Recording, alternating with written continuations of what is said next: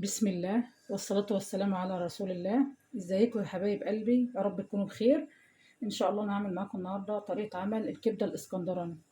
اول حاجة انا عصرت ليمونتين واحط عليهم معلقة توم، احط عليهم معلقتين خل كبار،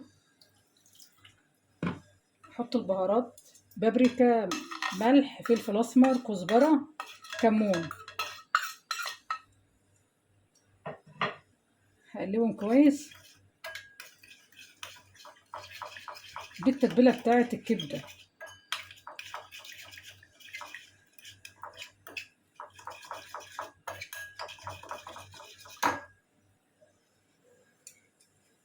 ده ربع كيلو كبدة.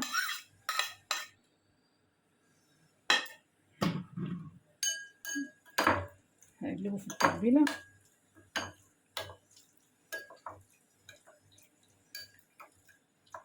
وقعدوا 10 دقايق اما اقطع الفلفل الاخضر بتاع الكبده. احط معلقتين زيت كبار وهسيبهم يسخنوا جامد عشان ندي الكبده صدمه.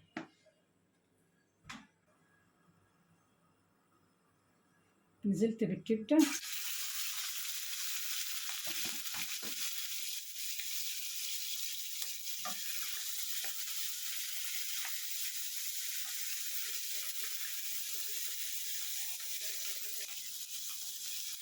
هقلبها وهتقعد على النار لمده 10 دقايق وبعدين احط الفلفل.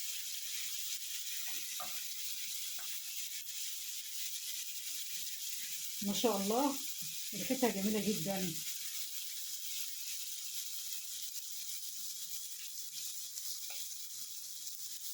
حطينا الفلفل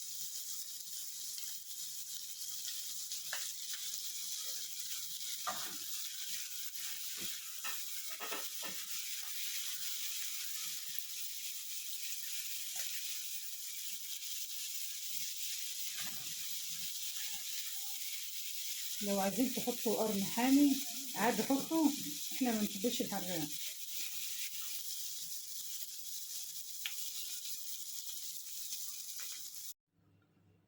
وبكده يكون الشكل النهائي للكبده. عملت معاها سلطه وقلت معاها بطاطس وعملت معاها مكرونه اللي عاوز ياكل وعملت طحينه وعيش.